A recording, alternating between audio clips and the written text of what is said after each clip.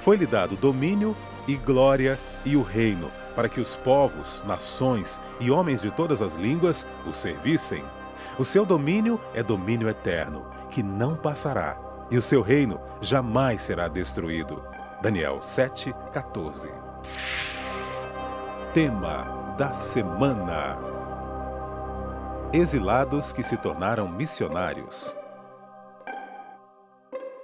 Que alegria estarmos juntos mais uma vez para estudarmos a Palavra de Deus, um tema tão empolgante nessa temporada que está despertando a cada semana ainda mais em nós o desejo de sermos usados para apresentarmos a mensagem de salvação a todas as pessoas. Aquele que um dia foi resgatado, foi salvo pelo Senhor Jesus, compartilha aquilo que ele recebeu. Os nossos convidados, pastor Wellington Barbosa.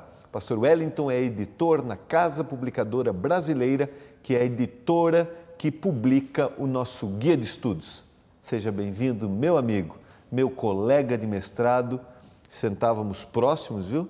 Porque eu queria ter ali um pouco da sabedoria. Uma satisfação, pastor Gilmar, estar aqui no programa, participando desse momento especial de estudo da Palavra de Deus, trazendo o abraço da Casa Publicadora Brasileira, não somente para você, mas para todos aqueles que acompanham o programa e que apoiam o Ministério da Casa Publicadora Brasileira. Uma grande alegria nós estarmos aqui e juntos crescermos no conhecimento da Palavra de Deus. Muito bom. Você cuida também do Twitter da lição, que é a lição da escola sabatina que nós chamamos, que é a linguagem que nós usamos internamente. Você coloca ali frases, tira... A ideia é tirar alguma frase ou algum conceito importante da lição e postar. Todas as manhãs eu tenho colocado ali alguma frasezinha alusiva à lição daquele dia. Qual que é o endereço para o telespectador que deseja... @les, L-E-S, CPB. Ok. Então essa é a nossa conta no Twitter. Legal, muito bom.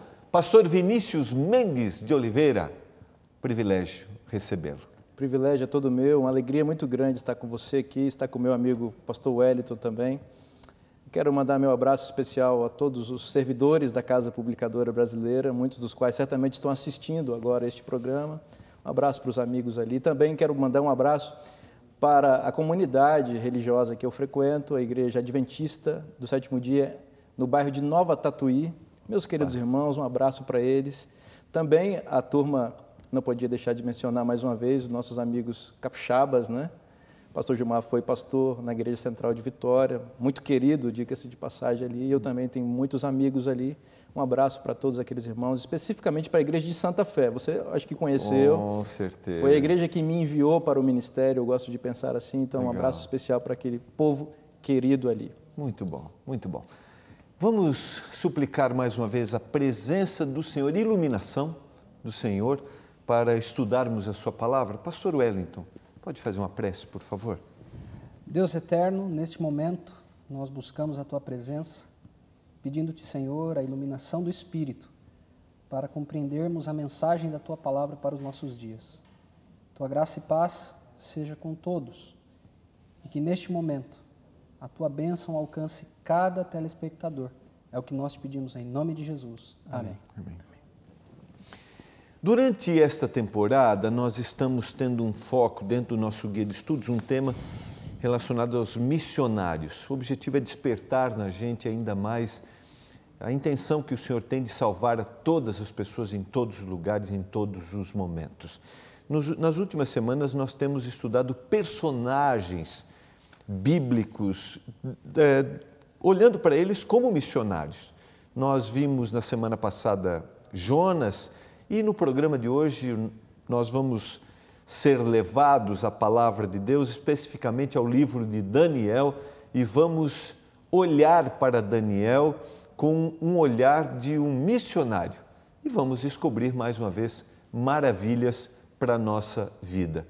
Da mesma forma que a gente começou o último programa contextualizando historicamente a vida de Jonas, nós vamos ver também hoje, eu gostaria que vocês considerassem o contexto histórico de Daniel. Antes, porém, nós estamos tendo o privilégio de assistirmos o comentário do coautor do nosso Guia de Estudos. Eu já comentei aqui que em dezembro do ano passado, o autor do Guia de Estudos, pastor Borg Schwantz, faleceu, mas ele teve acompanhamento na produção do Guia de Estudos, ele teve acompanhamento do coautor, pastor Steve Thompson. Neste momento, mais uma vez, o comentário do pastor Steve Thompson. A história de Daniel tem ocupado leitores da Bíblia por muito tempo. Ele certamente se destacou como missionário. Ele viveu em uma cultura que era de oposição a alguns dos valores com que ele crescera, como um jovem hebreu. O que deu coragem a ele, creio eu, foi a habilidade de realizar excelente trabalho. Ele se destacou dentre todos os jovens graduados, no que chamo de Universidade da Babilônia. Se você se lembra da história, ele estudou 3 anos na universidade como requisição de Nabucodonosor. Ele e seus amigos hebreus se destacaram em relação aos outros. Fizeram um excelente trabalho. Deve ter sido um desafio, muitas vezes, estar a fazer um trabalho em prol de um reino que havia dominado o seu próprio povo. Mas às vezes Deus coloca seus missionários em situações especiais, em que parecem estar trabalhando para o inimigo. Mas nós temos uma visão limitada e também uma limitada habilidade de julgar quem são os amigos e quem são os inimigos. Deus sabe mais e claramente guiou Daniel para se tornar um missionário tão efetivo. Em parte porque ele falou, mas em parte também por causa de seu excelente trabalho dia a dia pelo reino.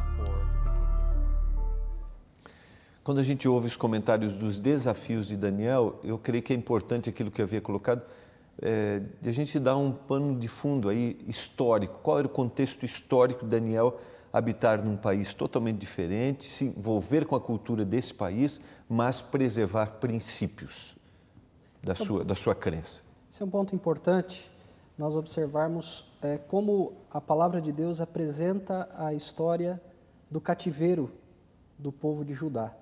Né? Nós precisamos retroceder até o ano 700, cerca do ano 700, quando o rei Ezequias ele recebe a visita de alguns representantes da Babilônia.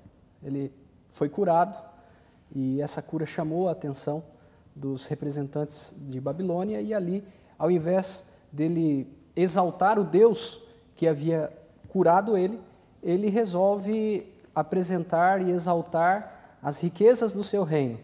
E é nesse contexto, então, que o profeta Isaías ele apresenta uma profecia de que aquele mesmo conjunto, aquele mesmo grupo de pessoas daquela nação, né, um dia voltaria para levá-los ao cativeiro. Então, isso acontece no ano 700 a.C. Depois da vitória na Batalha de Carquemes, quando o Império da Babilônia venceu o Império Egípcio, eles dominam o mundo. E agora, então, a partir daí, eles vão até o reino de Judá. No ano 605, isso ocorre. Esse é o momento em que Daniel é preso, né, é deportado de Judá para a Babilônia. É interessante porque Daniel ele tem uma origem nobre. E agora ele sai de um contexto e vai para um outro contexto totalmente hostil. E ele, jovem, é desafiado a permanecer fiel nos princípios que ele havia crescido. E aqui nós temos um ponto muito importante que eu acredito que todos os jovens nesse momento que nos ouvem, eles precisariam levar isso em consideração. Algumas pessoas acreditam que o jovem, nós deveríamos ser um pouco, talvez, flexíveis com os jovens, no sentido deles experimentarem um pouco daquilo que acontece lá fora diante das pressões que existem no contexto de escola, do trabalho. Mas Daniel é um bom exemplo de que ele não cedeu diante dessas pressões. Sem concessões. Sem concessões. Ele está num ambiente distante das suas raízes familiares, de suas raízes históricas, de suas raízes religiosas, mas ele permanece fiel. E é essa marca que vai acompanhar a vida de Daniel todo o tempo. No livro de Daniel nós vamos perceber que ele não muda. O que ele é quando jovem, ele é quando mais maduro. E isso deveria ser um desafio para nós. Eu acredito que, independentemente da idade, todos devem ter compromisso com as suas raízes espirituais. E Daniel é um bom exemplo disso. Muito bom. Todos nós devemos ter compromisso com as nossas raízes espirituais, ou seja, aquilo que a gente recebeu.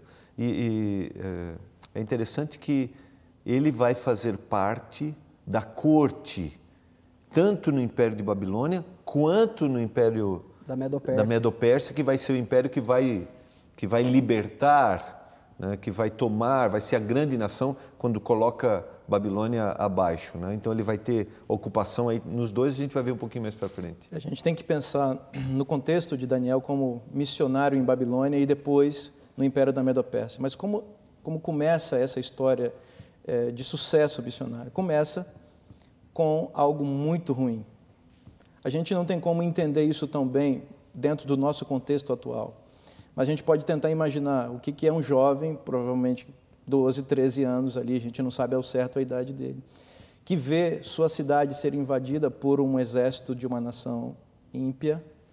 Ele vê essa cidade, a sua cidade querida, ser destruída, o templo onde ele, como um aprendiz de sacerdote, certamente já estava ali adorando a Deus, ele vê o templo ser invadido, destruído, queimado, ele vê os utensílios sagrados do templo serem levados para serem colocados no templo de um deus pagão, para honrar aquele deus pagão e supostamente desonrar o nome de Deus.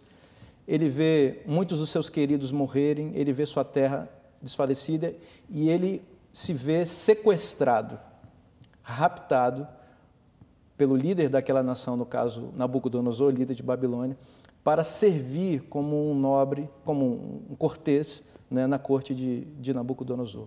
Então, é muita informação negativa para assimilação na mentezinha de um jovem que cresceu num lar bíblico, de evangelização bíblica, ele cresceu num lar, vamos chamar cristão, não é? Mas ele vai ter que testemunhar de sua fé num contexto completamente adverso. Então, veja, a história de sucesso da evangelização de Daniel e seus amigos em Babilônia começa com o exílio e com tudo de negativo que o exílio contém. É interessante que o livro de Daniel, no primeiro capítulo, os 2 versos, nos dá 2 perspectivas diferentes do que foi o exílio babilônico para Judá. No verso 1, nós temos aí a dimensão política da vida. Diz assim: no ano 3º do reinado de Joaquim, rei de Judá, veio Nabucodonosor, rei da Babilônia, a Jerusalém e a sitiou. Veja, o panorama aqui é político. Um rei que vai até outra nação e a domina.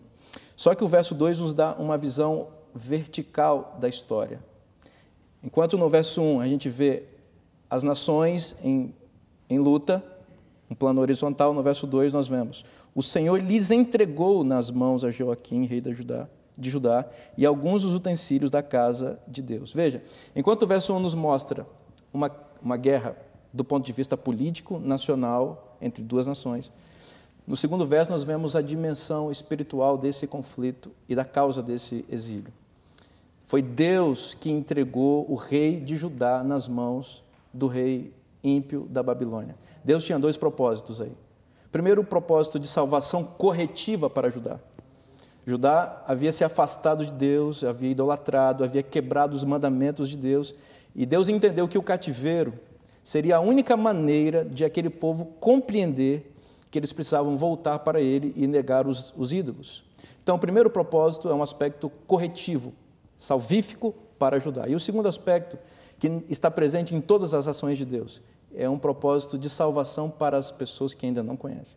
Veja, por meio daqueles exilados, sobretudo Daniel e seus amigos, Deus queria levar o evangelho para a Babilônia e para onde Daniel e seus amigos fossem levados como influenciadores. Então, é preciso que a gente veja as ações de Deus, às vezes as permissões de Deus, inclusive, de algo negativo aparentemente conosco, como propósitos de salvação, sempre para nós e também para as outras pessoas. Exatamente. Daniel, quem sabe com 12, 13 anos, se essa foi de fato a idade dele ao sair de Jerusalém, talvez ele não imaginasse como ele seria usado, nem tão grande ele seria, nem quão honrado o nome dele seria, inclusive até hoje. Nós estamos estudando aqui no Guia de Estudos a história de Daniel, porque foi um jovem que teve coragem de testemunhar de Deus num ambiente completamente hostil. Muito bem colocado, porque eu fico pensando em quantos jovens, como o pastor também citou, o pastor Wellington, estão assistindo e talvez não estejam em um contexto como esse, de serem cativos num lugar, numa nação, num país, mas talvez estejam vivendo em uma nação, tiveram uma história religiosa e agora têm que testemunhar nessa nação. Estão ali em outra cultura, aprendendo uma outra língua, né? Quantos saem, por exemplo, vão estudar fora e às vezes são envolvidos pela cultura que eles estão e perdem a sua identificação. Ou também dentro do nosso próprio país, quantos estão em uma universidade e precisam ali provar a sua fé, quantos estão no seu próprio trabalho. E a gente vê aqui no Guia de Estudos características pessoais de Daniel que revelam que realmente Daniel não fez concessões. Podemos trabalhar um pouquinho nessas características pessoais? Acho que o primeiro ponto que se destaca é a resolução de Daniel. A Bíblia vai dizer em Daniel 1, verso 8, resolveu Daniel firmemente não contaminar-se com as finas iguarias do rei, nem com o vinho que ele bebia. Veja, essa resolução dele desafiou toda uma estrutura que existia. Até mesmo quem era responsável pelo cuidado desses jovens teme, no verso 10, disse o chefe dos eunucos, tenho medo do meu senhor, o rei, que determinou a vossa comida e a vossa bebida. Por que, pois, veria ele o vosso rosto mais abatido do que os dos outros jovens da vossa idade? Então, veja, mesmo em meio a um ambiente que poderia conspirar contra essa decisão, essa resolução de Daniel, ele se manteve firme. O segundo ponto, dentro desse mesmo contexto, ele expressa fé. Porque, veja, no verso 11, disse Daniel ao cozinheiro-chefe, aí vem no verso 12, experimenta, peço-te, os teus servos 10 dias, e que se nos deem legumes a comer e água a beber. Olha que interessante isso. Ele acreditava que dentro desses 10 dias, o Deus a quem ele servia seria capaz de demonstrar visivelmente, por meio da saúde desses jovens, por meio da inteligência desses jovens, que eles eram mais aptos que os demais. Então, esse é um ato de fé. Você acreditar que, em virtude da mudança de um hábito alimentar, em 10 dias você vai ser melhor do que todos os demais. Porque se fosse um tempo maior, nós poderíamos dizer assim, olha, depois de 3 meses ele estava mais abatido, ou ele estava doente. Não, 10 dias. É um prazo muito pequeno para você conseguir identificar uma diferença tão grande assim. Mas ele acreditava no Deus a quem ele servia, nas orientações que ele havia recebido, e sabia que, daquela forma, ele honraria o seu Deus e já começaria a dar testemunho de que aqueles jovens, ele e os seus 3 amigos, eram diferentes. Eles eram diferentes.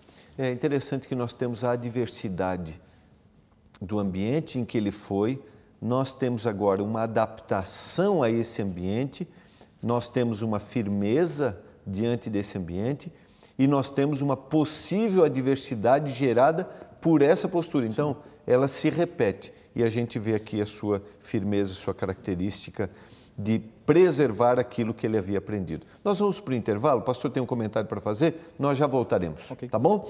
Você está acompanhando o programa Lições da Bíblia, hoje estamos tendo uma visão missionária do profeta Daniel. Não saia daí, a gente já volta.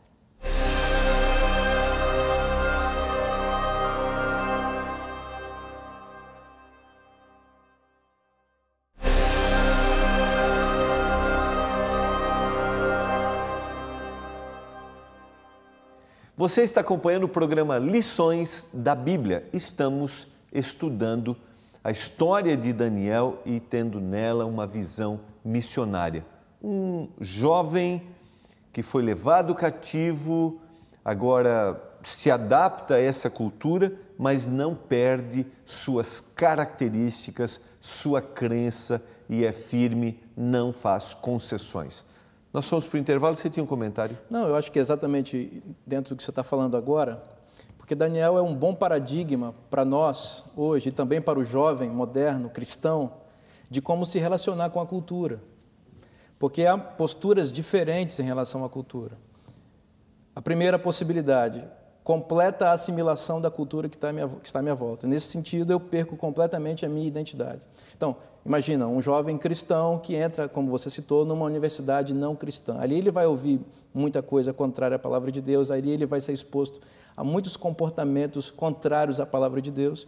E o dilema desse jovem é como eu vou me relacionar com essas coisas. Porque eu também não vou viver isolado. Isolado e tal. Então, veja, alguns cometem o erro de assimilar completamente e perder a sua identidade. Outros vão para o outro extremo, na relação com a cultura, que também tem aspectos positivos. É bom a gente deixar claro isso aqui.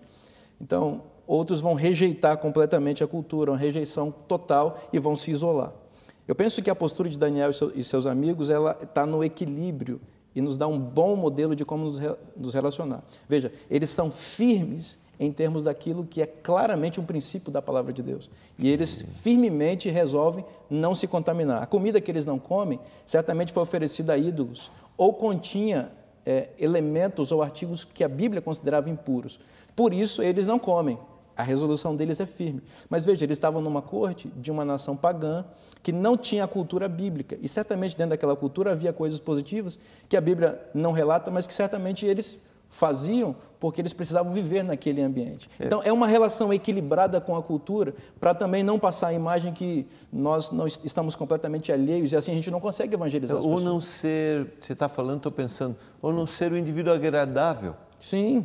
Se transformou no cristão, assim que insuportável, chato, né? No chato. Cristão chato. Né? Então, vou usar uma linguagem mais popular aqui, eu sou um cara que é legal, que estou contigo, mas eu tenho os meus princípios, gostaria que você respeitasse, mas eu estou contigo. Sim. Né? Eu não sou um alienado. Acho que essa é a grande questão. Certamente Daniel não era, porque a Bíblia o destaca, o apresenta acompanhando os reis, tanto do Império da Babilônia quanto do Império Medo-Persa. Veja, ele era um conselheiro, é um indivíduo que estava bem contextualizado com o meio e com as coisas positivas daquele lugar e usava essas coisas positivas como gancho para a sua evangelização.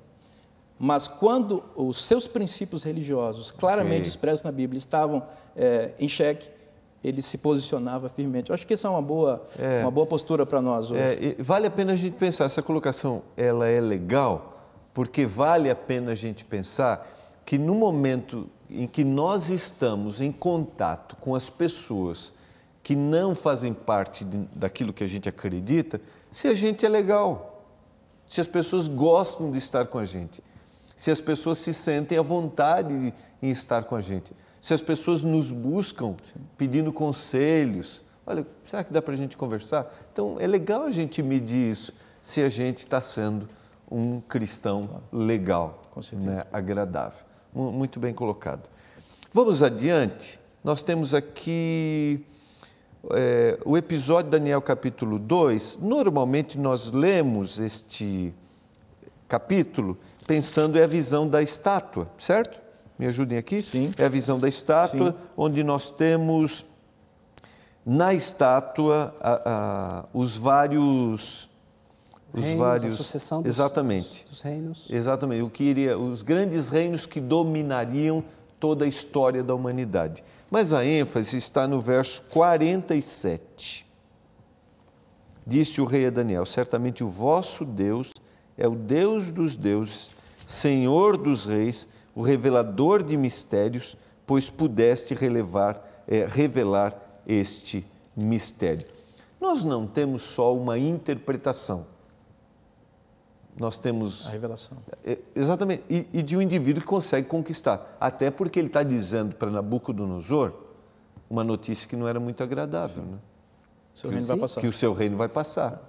E justamente o capítulo 3 é uma forma de Nabucodonosor dizer que o reino dele não passará, porque na estátua de Daniel 2, a cabeça é de ouro, o peito é de prata, o ventre é de bronze, as pernas é de ferro, os pés são de ferro e barro. E aí vem um reino, né, uma pedra lançada sem auxílio de mãos dos céus que se estabelece. No capítulo 3, Nabucodonosor manda construir uma estátua toda de ouro.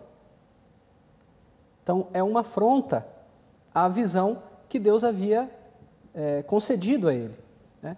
Mas, de toda forma, é interessante nós observarmos que quando o rei se refere a esse Deus, ele se refere de uma forma que dá a entender que ele já conhecia a respeito desse Deus. Isso aí, Isso significa que Daniel certamente, além dessa ocasião, Daniel compartilhou algo desse Deus com o rei Nabucodonosor. Teve outros momentos. Outros momentos. E, além desses momentos anteriores, o livro de Daniel nos dá ainda mais 2 ocasiões em que Deus se comunica com o rei. Às vezes a gente olha para Nabucodonosor, e eu gosto de olhar a história de Nabucodonosor, como uma experiência que muitas pessoas têm. Primeiro, Deus se revela a Nabucodonosor por meio de um sonho. E aí Daniel revela o significado do sonho. Ele reconhece que esse Deus é um Deus revelador de mistérios. A segunda revelação ocorre no contexto do lançamento dos amigos de Daniel na fornalha. Por não se curvarem diante dessa estátua que afrontava o sonho que havia sido concedido a ele. Então, Deus se mostra ao rei Nabucodonosor por meio de um milagre. E também nesse contexto, quando Nabucodonosor... missionária de Deus aí para salvar. Deus querendo salvar Nabucodonosor. Na semana passada nós falamos de Deus querendo salvar o povo de Nínive, que foi o povo que destruiu o reino do norte de Israel. E agora nós vemos Deus agindo em função do reino que levou os judeus para o cativeiro. No sul. Então veja como Deus ele quer alcançar aquele que está fora do seu povo escolhido. E agora, nesse capítulo 3, Deus se revela por meio de um milagre. E quando Nabucodonosor olha para dentro da fornalha, ele reconhece ali alguém como semelhante ao Filho dos Deuses. Da onde ele tirou essa informação? Certamente, Daniel havia mencionado isso a ele. Então nós vemos uma progressão. No capítulo 4, Deus se revela novamente a Nabucodonosor. Primeiro, ele dá um sonho. Deus revela a Nabucodonosor que se ele não mudar a atitude dele, ele sofrerá um juízo corretivo. Daniel interpreta o sonho. Nabucodonosor desconsidera aquilo 1 ano depois daquele momento.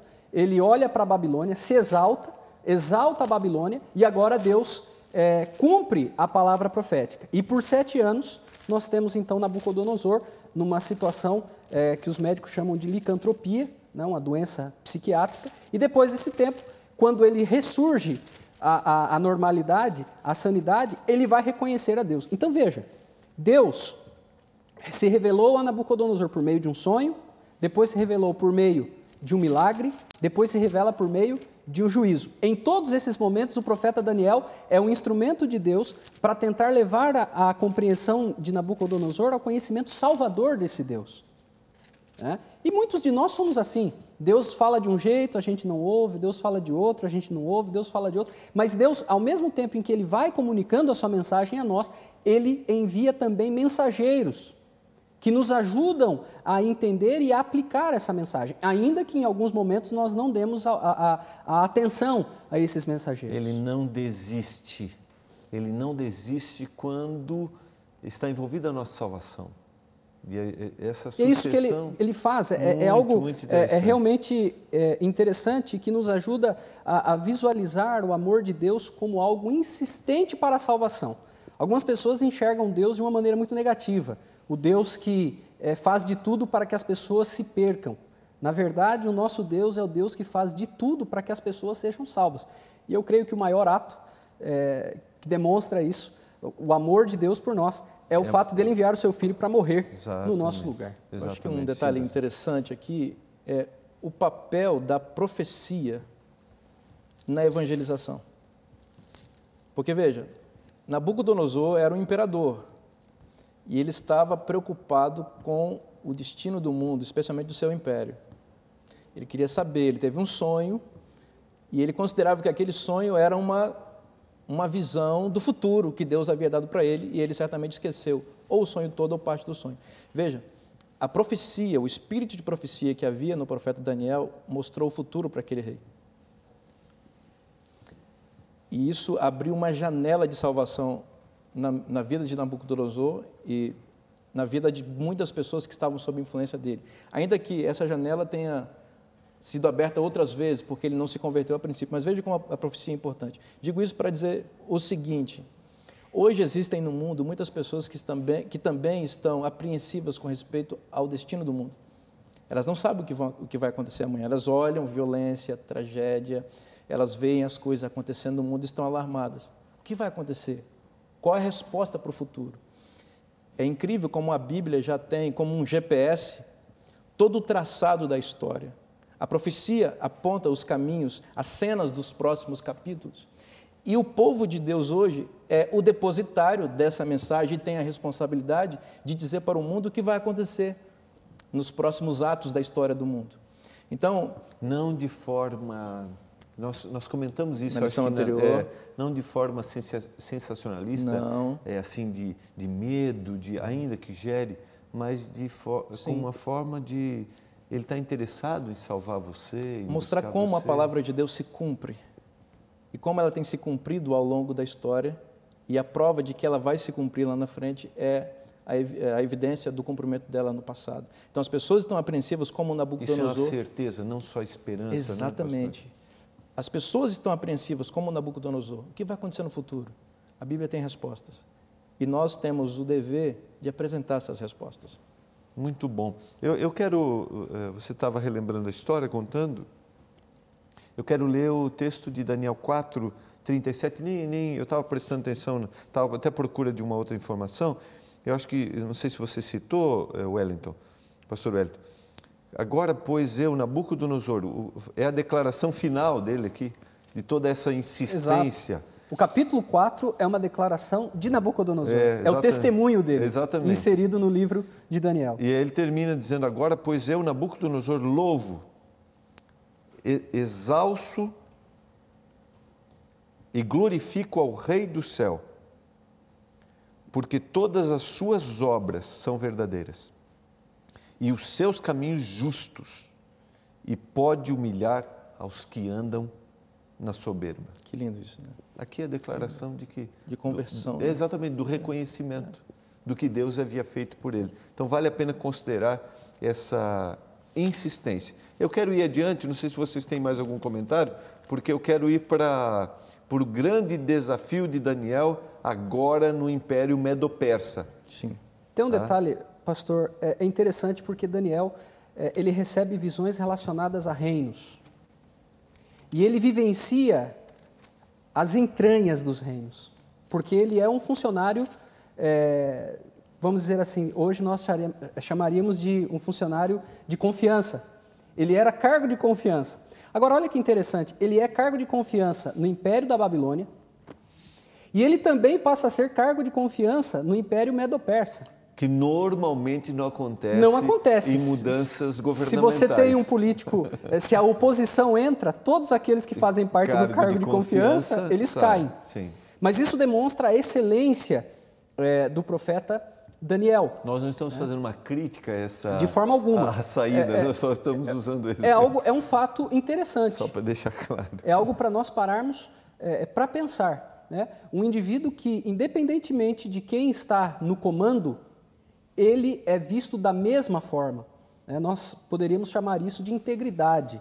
Eu entendo que essa é uma virtude, uma característica muito importante, inclusive no contexto em que nós vivemos, a pessoa que trabalha num ambiente secularizado, num ambiente onde as pessoas elas não reconhecem a soberania de Deus, seja no contexto de um trabalho acadêmico ou na área de tecnologia, é interessante nós observarmos que a integridade, ela fala mais alto para essas pessoas do que a própria questão da crença. E é por meio da integridade que nós demonstramos a nossa crença. Exatamente. Eu gostaria apenas de destacar rapidamente um texto de Paulo, ele escreve a Tito, no capítulo 2, ele diz assim, versos 9 até o verso 11, ele diz assim: quanto aos servos, que sejam em tudo obedientes ao seu Senhor, dando-lhe motivo de satisfação.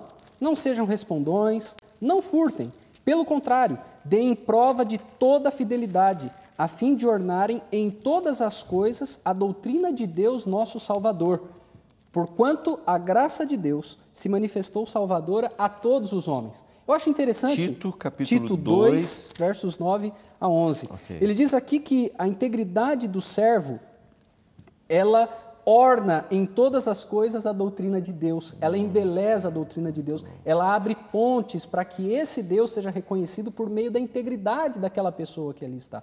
E eu acredito que o caso de Daniel na Pérsia é esse caso, ao ponto de que no momento em que ele é condenado, e veja, ele é condenado pela fidelidade dele a Deus, o rei Dario, ele se compadece da situação de Daniel. Existe um detalhe interessante, né? Quando nós olhamos a estrutura de Daniel, 12 capítulos, 6 históricos, 6 proféticos, um capítulo histórico entre os proféticos e um capítulo profético entre os históricos. E existe um desafio ali, um paralelo. No capítulo 3, nós temos os jovens que são condenados à morte porque eles não se curvam a um Deus estranho. No capítulo 6, nós temos um homem que é condenado à morte porque ele se curva diante do Deus verdadeiro. Então, olha que paralelo interessante a gente parar e pensar assim. Nós vamos para o intervalo, eu queria que você explorasse um pouquinho a reação de Daniel diante dessa condenação. Eu creio que é importante a gente sublinhar isso aqui. Eu quero deixar uma frase que está no livro do pastor Arilton, Daniel, que foi produzido pela Casa Publicadora Brasileira, pastor Arilton, que apresenta o programa Bíblia Fácil, aqui na Novo Tempo. Ele diz assim: Daniel era um político de ficha limpa. Procuraram tudo a respeito, tudo que pudesse ter de negativo a respeito dele, mas não encontraram nada. Que lição para a gente, né? A integridade vem antes de que eu declare a minha fé. Ou seja, minha integridade declara a minha fé. Você está acompanhando o programa Lições da Bíblia, nós vamos para o intervalo e já voltamos.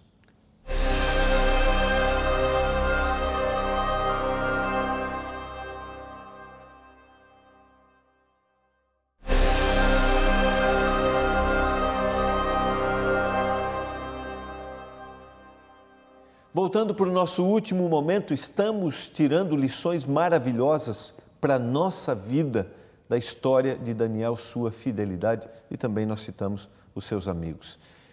Qual foi a reação de Daniel agora que é levado à cova dos leões, é condenado à morte? Eu queria que você sublinhasse mais uma vez o sentimento do rei, que declarou que foi induzido pelos seus, os que estavam ali próximos dele, que tinham inveja de Daniel, faz uma declaração medo-persa, que não podia ser revogada, e ele ficou com um sentimento de dó. De dó. Eu acho interessante quando o rei ele vai para a sua casa, né, depois que ele ordena que o decreto seja cumprido, ele confia, né, em Deus. Ele diz assim: o teu Deus, Daniel 6, verso 16, o teu Deus a quem tu continuamente serves, que ele te livre. E depois, quando ele vai para casa, no verso 18, a Bíblia diz que o rei se dirigiu para o seu palácio, passou a noite em jejum e não deixou trazer à sua presença instrumentos de música, e fugiu dele o sono. É como se o rei ele estivesse numa atitude espiritual. Lógico que ele não tinha toda a compreensão a respeito do Deus de Daniel, mas a maneira dele, ele buscou a esse Deus, torcendo, vamos dizer assim, para que esse Deus de fato cumprisse a sua palavra. E é isso que ocorre, né? E Deus honra o seu servo, e quando ele vai até a cova, né, Daniel está lá, e ele dá mais uma vez, veja que mais uma vez Daniel dá testemunho do poder de Deus, que envia o anjo que fecha a boca do leão para que 22. Não fosse feito dano algum. Por quê? Porque em Daniel foi encontrada inocência. Muito. Essa frase, o meu Deus enviou o seu anjo e fechou a boca dos leões para que não me fizesse dano, é uma declaração muito forte, mais uma vez, diante de um rei que estava acreditando já nesse Deus de Daniel. Eu acho que é interessante destacar aqui, mais uma vez, o nível elevadíssimo de integridade de Daniel. Porque o decreto, aparentemente, não envolvia um princípio. Veja, o decreto era que as pessoas não podiam orar a outro Deus. E os inimigos de Daniel já haviam feito uma pesquisa minuciosa na vida de Daniel e percebido que Daniel era um indivíduo que pagava todos os seus impostos, que não sonegava impostos, que não recebia propina na corte de Babilônia, era um político liso, completamente sem nenhuma mancha. Então eles entenderam que não havia nada que eles pudessem acusá-lo, então resolveram fazer uma lei com base na lei do Deus de Daniel. Mas veja, era só para não orar. Daniel poderia pensar assim, bom, eu tenho meus períodos de oração e eles sabem disso, por isso fizeram o decreto, induziram o rei a fazer. Eu vou orar dentro da minha casa.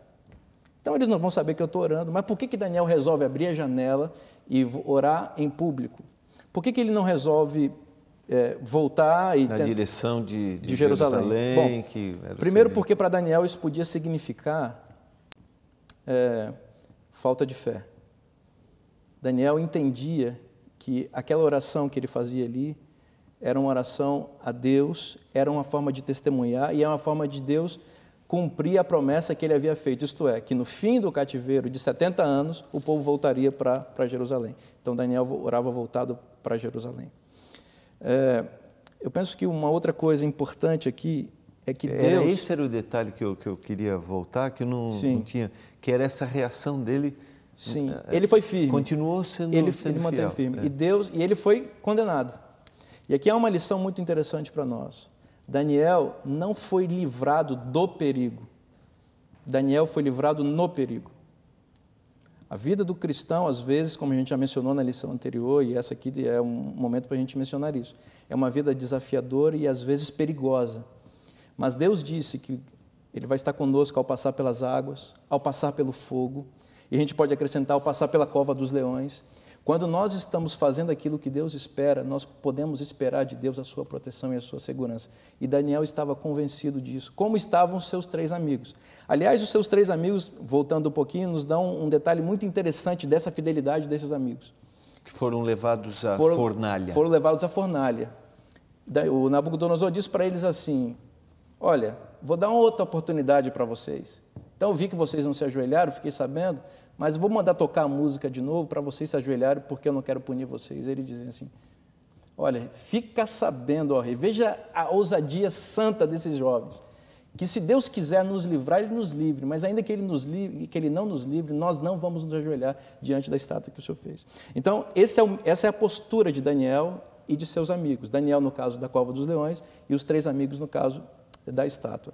Qual o impacto disso, dessa integridade máxima conquistada pela graça de Deus para o cumprimento da missão? Veja, o desfecho da história a gente sabe. Deus fechou a boca dos leões. A oração de Daniel fecha a boca dos leões. A integridade de Daniel fecha a boca dos leões. Daniel é tirado daquela situação. E o que o rei faz depois? O rei faz um decreto. E o decreto é interessante. Ele escreveu a todos os povos. Lembra que o rei é o imperador do mundo. É o homem mais influente da terra naquele momento. Então ele tem poder, ele tem autoridade, as pessoas seguem o que ele diz. Faça um decreto pelo qual em todo o domínio do meu reino, vejam isso, os homens tremam e Capítulo temam... 6, verso 26. 25 a 27, né? Isso, só para lembrar aqui. Tremam e temam perante o Deus de Daniel, porque ele é o Deus vivo e que permanece para sempre. O seu reino não será destruído, e o seu domínio não terá fim. Ele livra e salva e faz sinais e maravilhas no céu e na terra. Foi ele quem livrou Daniel do poder dos leões. Hoje a gente está desafiado com a evangelização mundial. A gente sabe que nascem milhões de pessoas, milhares de pessoas todos os dias. E a igreja, frente a esse desafio, parece muito pequena. Mas veja como a vida de integridade de um homem faz com que o evangelho seja pregado em todo o mundo num dia só. Exatamente. Por meio de um decreto, o mundo inteiro ficou sabendo do Deus de Daniel e foi levado, por meio do método desse rei, a conhecer o Deus de Daniel e reconhecer como Deus Todo-Poderoso. Então veja, a gente não precisa ter medo da missão. A missão é grande, mas Deus vai cumpri-la e vai nos usar se nós formos íntegros como Daniel e seus amigos. E você colocou um detalhe importante. Às vezes nós podemos, algumas situações podem... nós não podemos ser salvos delas. Algumas vezes não. E a gente vê que muitos missionários deram a vida, e aí você citou a questão dos 3 amigos, ainda que a gente perca. Então, não é mérito próprio, não é eu vou me livrar dessa situação, não, eu vou ser fiel àquilo que eu acredito e o Senhor vai estar cuidando, ainda que, né, no caso deles, perdessem a vida. É muito forte isso. Queria que nós fôssemos adiante, o texto de Daniel capítulo 7, 13, 14, nós temos a partir do capítulo 7 o lado profético do livro, como esse verso está relacionado com a mensagem de nós levarmos a salvação para todas as pessoas. Tá? Eu estava olhando nas minhas visões da noite, eis que vinha com as nuvens do céu, um como filho do homem, e dirigiu-se ao ancião de dias, e o fizeram chegar até ele. Foi-lhe dado domínio e glória e o reino, para que os povos, nações e homens de todas as línguas o servissem. E o seu domínio é domínio eterno, que não passará, e o seu reino jamais será destruído. Esse texto, pastor, ele é o momento em que Jesus está recebendo o reino do Pai. Agora, o reino ele vai se tornar efetivo, né? É o contexto do julgamento, e nós sabemos que isso tem que ver com os dias em que nós estamos vivendo. Jesus ainda não recebeu esse reino para vir à terra, resgatar e fazer com que essa profecia se cumpra. Curiosamente, o livro de Daniel ele tem uma conexão íntima com o livro do Apocalipse, né? Daniel ele encerra as palavras com o selamento do seu livro. Em Apocalipse capítulo 10, nós temos um livrinho selado que é aberto, né? Dentro desse contexto, Apocalipse 10 apresenta um contexto em que as profecias de Daniel seriam compreendidas no tempo do fim, né? E essa mensagem, então, de evangelho e juízo, ela alcança os nossos dias. Então, nós temos em Apocalipse capítulo 10, nós temos essa abertura do livro de Daniel, a compreensão do juízo, a noção, né, de que Cristo virá em breve. No capítulo 12, né, nós temos ali uma formação de um povo. Com características distintas. Então, existe ali um povo que é perseguido, um remanescente de Deus que é perseguido, e aí apresenta-se a característica desse povo, né? Os que guardam os mandamentos de Deus e têm o testemunho de Jesus. Depois, no capítulo 14, nós temos esse povo e a mensagem. Proclamando as três mensagens. As três mensagens angélicas a partir do verso 6 de Apocalipse 14.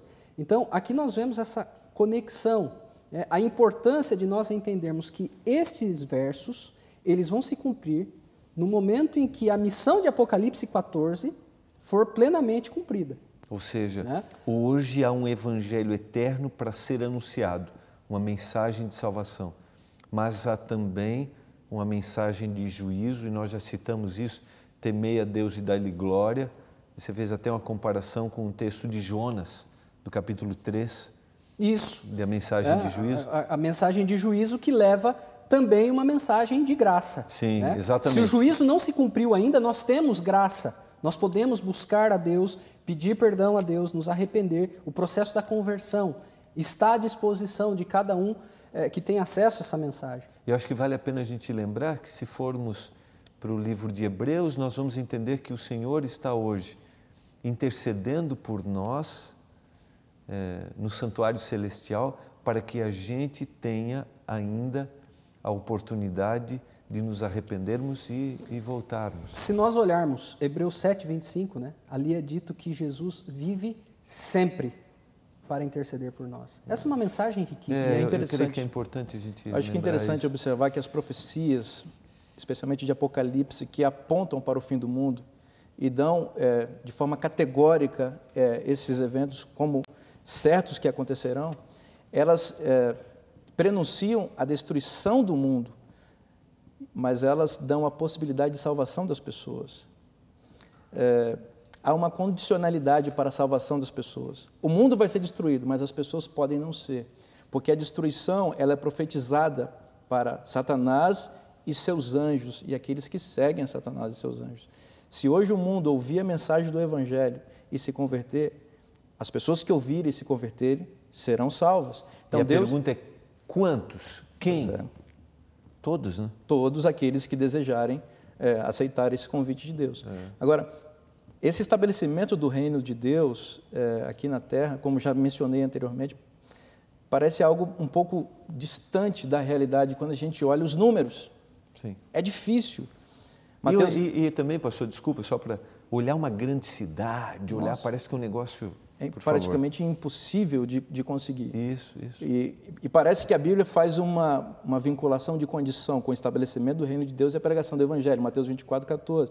E esse Evangelho será pregado a todo mundo, então, em testemunha a todas as nações, então virá o fim. Como a gente entende isso, não é? Porque o Evangelho precisa ser pregado, mas o desafio de pregar é muito grande. Daniel nos ajuda a responder isso. Com uma vida de integridade, visão estratégica do cumprimento da missão, saber o momento certo de falar, ter um comportamento adequado, ilibado e pronto a testemunhar, pode ser o mecanismo que Deus vai usar a mim, a você, a pessoa que está nos assistindo agora, para levar o Evangelho a outras pessoas. Isso é legal. Sou eu. Sou eu. Eu não olho, E tem um detalhe, grupo. pastor, Sou eu. Eu tenho que ser essa influência. A gente precisa ter uma ideia clara também de que tudo isso é importante e, mais do que isso, antes de nós chegarmos até essas pessoas, Deus já está trabalhando com elas. A missão é dele. A missão é dele. Então, em qualquer lugar do mundo. Em qualquer lugar, como foi em Nínive, como foi na Babilônia, Deus já está trabalhando no coração das pessoas. Mesmo onde não há o cristianismo professo, como nós... O Espírito Santo está falando no coração dessas pessoas. Mateus 24:14 diz, o Evangelho será pregado. Em teologia a gente chama isso de passivo divino. Ou seja, o sujeito dessa ação será pregado, não sou eu diretamente, não é você, não é a igreja, é Deus. E Deus tem uma igreja para o cumprimento dessa missão. Agora, a nossa responsabilidade é nos alinhar ao pensamento de Deus para que, junto com Ele, nós cumpramos essa missão. Nós precisamos entender isso. Muito bom. Eu acho que quando nós olhamos alguma responsabilidade pessoal, aí nós começamos a dar o passo, porque às vezes nós olhamos muito mais de forma organizacional do que pessoal. Então essa é uma visão pessoal. Quero agradecer muito ao pastor Wellington. Semana que vem nós teremos uma outra dupla. Obrigado, pastor Wellington. Obrigado, pastor Vinícius. Vamos orar a Deus. Pai do céu, mais uma vez, nossa gratidão pela mensagem da Tua Palavra. Nós queremos individualmente levarmos essa mensagem de salvação, vivermos com integridade, para que as pessoas sejam influenciadas e conheçam ao Senhor e recebam a salvação. Amém. Por isso que a gente abra o coração para Ti, para que o Espírito Santo trabalhe na nossa vida. Eu clamo por isso, meu Deus, humildemente, em nome de Jesus. Amém. Amém. Amém. Foi muito bom estarmos juntos mais uma vez aqui no programa Lições da Bíblia. Sempre é muito bom ter a sua companhia. E nunca esqueça as palavras de Jesus. E conhecereis a verdade, e a verdade vos libertará. Um abraço e até o próximo programa Lições da Bíblia, aqui na TV Novo Tempo.